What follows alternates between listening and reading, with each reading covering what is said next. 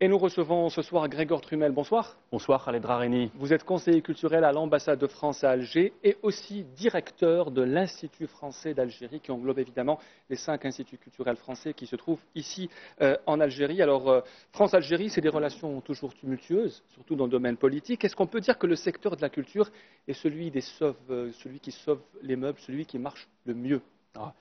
Les relations algéro-françaises ne sont pas tumultueuses, elles sont riches, elles sont vivantes, elles reflètent toute la richesse humaine de la relation entre l'Algérie et la France. Et puis, c'est une relation qui est globale aussi, c'est-à-dire qu'elle englobe tous les secteurs. J'ai été dans des postes auparavant, avant d'être en Algérie. Il y a des postes où on fait plus de culturel, plus d'économie, plus de politique, plus de stratégique. Si en Algérie, on fait tout. Avec les Algériens, on a une relation qui est vraiment riche. Donc, moi, je ne dirais pas qu'elle est tumultueuse, je dirais qu'elle est vive, elle est vivante, elle est à l'image de la richesse des relations humaines et indissociables qu'on a entre la France et l'Algérie. Alors, les instituts français d'Algérie font le plein, surtout dans les grandes villes, une popularité qui n'est plus à démontrer. Quelle explication est-ce qu'on donne à cela, à cette popularité des instituts français, les anciens CCF, et à quand un institut français à Tizi Ouzou? Deux questions, donc. Oui. Oui. Non, en effet, moi je m'en réjouis. Je suis arrivé il y a 1 an et c'est vrai que nos 5 instituts font vraiment le plein, comme vous dites. Et on a 500 000 entrées par an, à peu près 100 000 personnes qui viennent participer au spectacle, assister à nos activités. Je pense que d'abord, il y a un véritable intérêt pour la culture francophone et française, et francophone même au sens large en Algérie. On a vraiment un public fidèle. On essaie d'avoir une programmation culturelle, cinéma, livres, musique, qui soit la plus diversifiée, la plus riche possible. On a eu cette année des grands moments. On a eu Kali qui est venu, Marc Lavoine, vous vous souvenez sans doute. On a eu Julien Lepers, le groupe Trio. Donc on essaie d'avoir vraiment une programmation riche. Et puis il y a la partie culturelle, mais la partie aussi des cours de langue, où nous sommes là au service du public algérien qui souhaitent accéder à des cours de langue, passer des certifications de langue, etc. Donc moi je m'en réjouis, on a effectivement un grand succès, mais encore une fois, nous sommes vraiment au service du public.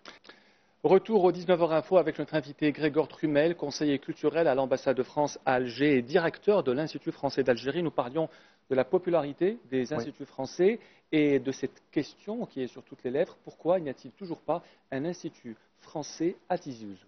Écoutez, cher Khaled Drareni, pour Tizi Ouzou, je n'ai pas de scoop ni de nouvelles informations particulières à vous donner. Comme tout projet de coopération, on en discute avec nos partenaires algériens.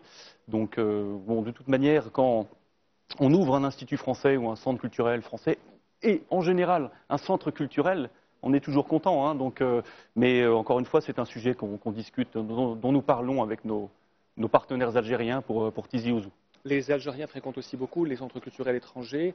Ils sont très intéressés par apprendre l'anglais, l'espagnol. Est-ce qu'il y a une certaine menace sur la place de l'IF ou de la place du français en Algérie?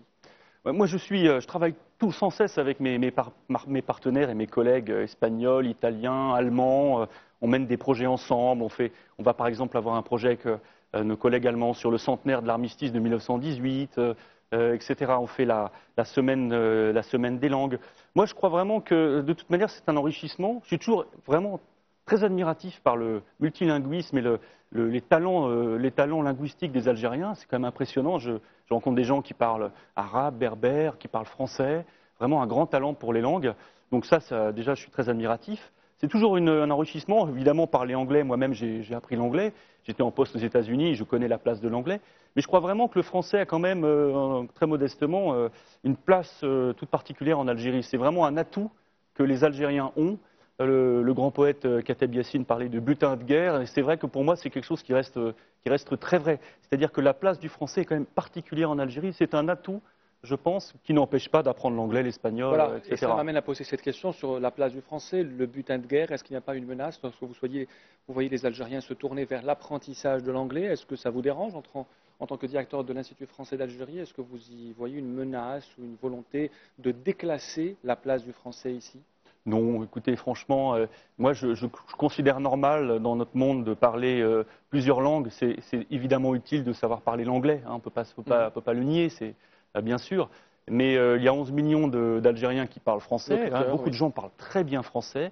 Et moi, je l'ai constaté en me déplaçant non seulement dans les grandes villes, hein, à Alger, Oran, Constantine, Annaba ou Tlemcen, par exemple, où on a nos instituts français, mais même dans le sud, où je me rends assez souvent, rencontrer des gens qui parlent très très bien français. Donc c'est vraiment, et puis il y a une grande production littéraire francophone, des grands écrivains francophones, cinéma c'est pareil, et dans le monde des affaires, le français est toujours très utile. Puis je rappelle que l'Algérie a une position vraiment très intéressante sur le plan stratégique aussi entre l'Europe, hein, le Maghreb, le monde méditerranéen, le monde arabe, le continent africain.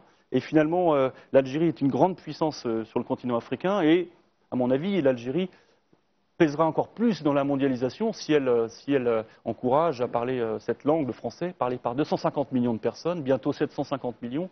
Et donc moi, je n'y vois pas de menace. Je pense que le multilinguisme est vraiment une richesse. Où en est aujourd'hui la coopération culturelle algéro-française, Grégoire Trumel? La coopération culturelle algéro-française, extrêmement riche et remarquable. Je ne vais pas vous faire un exposé, hein, ce serait un peu pénible, mais en tout cas, dans les domaines éducatifs, ça marche très très bien. Dans le domaine universitaire, 850 accords entre des universités françaises et algériennes, ça marche extrêmement bien. On a des projets assez très innovants, hein, par exemple en matière aussi d'enseignement et de formation professionnelle, accompagner et aider les jeunes Algériens en partenariat avec nos collègues algériens, les ministères algériens, pour faire par exemple les ISTA, les Instituts supérieurs de technologie appliquée, qui sont comme des IUT. Donc on essaie de diversifier notre coopération. On a aussi beaucoup de beaux projets en matière de soutien, cinéma, etc. Et puis aussi dans les domaines environnement, pas seulement culturel au sens artistique, mais aussi au sens large, climat, environnement, etc. etc. Et on essaie d'agir non seulement à Alger, dans les grandes villes, mais on essaie d'avoir 60% de nos projets dans le sud du pays. Ça, pour nous, c'est très intéressant. Et on essaie de plus en plus aussi de travailler avec des publics arabophones, hein, qu'on ne soit pas, si vous voulez, qu'on ne reste pas dans un cercle purement francophone. Oblige. Voilà, exactement. Des milliers d'Algériens souhaitent effectuer évidemment des études en France. Le rôle de Campus France est très important, crucial en ce sens. C'est un rôle croissant qu'il est en train de jouer. Est-ce que vous pouvez accepter toute cette demande croissante, de ces demandes d'inscription à Campus France? Comment on fait pour gérer tout ça? Alors, il y a effectivement 5 espaces Campus France. Hein. Campus France Algérie est le plus grand Campus France du monde, en réalité. Il y a 26 000 étudiants algériens en France. La France reste la destination préférée des étudiants algériens quand ils veulent aller à l'étranger. Je crois 80 ou 90% des Algériens qui souhaitent étudier à l'étranger souhaitent aller en France. Effectivement, nous sommes très, très heureux et fiers d'avoir ces candidats. Je pense que les jeunes Algériens choisissent principalement d'aller étudier en France quand ils veulent étudier à l'étranger, tout simplement parce qu'il y a l'atout linguistique et culturel. Hein, on se connaît bien, hein, les jeunes parlent français, etc. Les attaches aussi familiales, hein, on a des populations qui sont très liées. La diversité et la qualité des études en France qui sont aussi quasiment gratuites. Hein. Donc c'est vraiment important. Après, tous ne pourront pas être acceptés. Je rappelle que de toute manière, même en France, quand on se porte candidat pour une formation universitaire dans une grande école, on n'est jamais sûr d'être pris.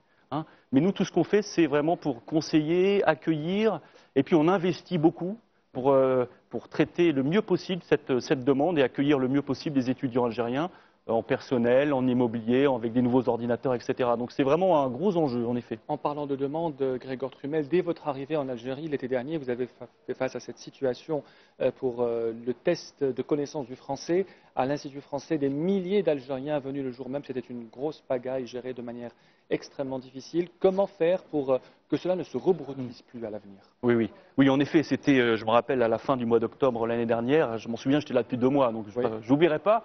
Mais non, en fait, ce qui se passe, c'est que face au nombre de connexions simultanées, notre système informatique n'avait pas tenu le coup. Donc là, on a investi.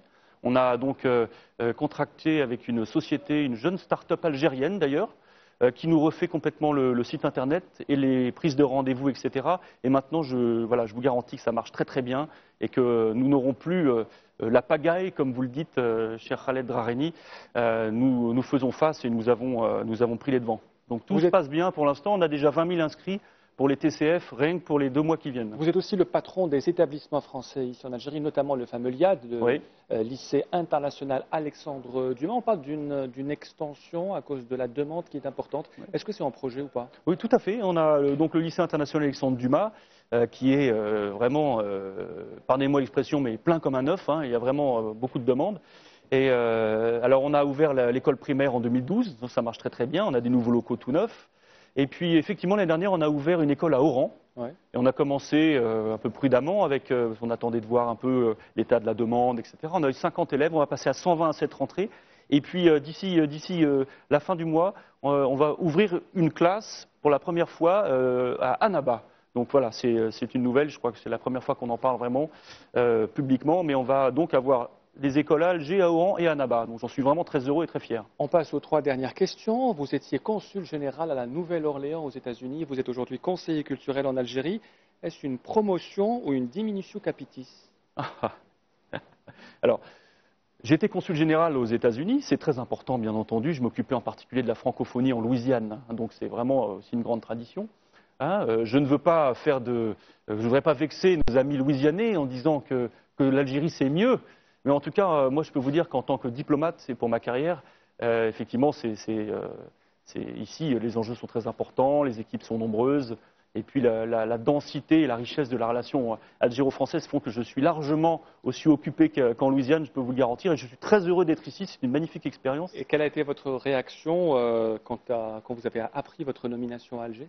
J'étais très heureux déjà, puisque j'allais découvrir aussi un nouveau monde pour moi. J'étais en poste aux Pays-Bas, au Danemark, aux États-Unis, donc j'étais très heureux de découvrir l'Algérie. Et puis j'étais aussi heureux de retrouver mon cher ambassadeur que j'avais connu il y a une quinzaine d'années, qui m'a toujours été fidèle et auquel j'ai toujours été fidèle, et M. Driancourt. Et donc j'étais très heureux, en plus, à titre personnel, de venir ici. Et encore une fois, j'étais magnifiquement accueilli, donc je vous remercie infiniment. Ma dernière question, Grégor Trumel, vous ne travaillez qu'avec de grands ambassadeurs, à Washington comme à Alger. Est-ce que c'est difficile, déstabilisant ou enrichissant? Très enrichissant, puisque j'apprends beaucoup. Moi, je préfère travailler avec des gens que j'admire, avec des gens qui m'apprennent beaucoup de choses. Et donc là, pour le coup, je suis servi voilà, et donc j'en suis très très heureux. Quitte à passer pour un flagorneur, je suis sincère. Cher Khaled Drareni. Grégor Trumel, merci d'avoir été l'invité du 19h Info. Vous êtes conseiller culturel à l'ambassade de France à Alger et directeur de l'Institut français d'Algérie. Merci d'être Merci à vous. Et si je peux souhaiter une bonne année de 1440 de l'Hégire à votre public algérien et à mes chers amis algériens, de tout cœur. Bonne année. Bonne année. Merci.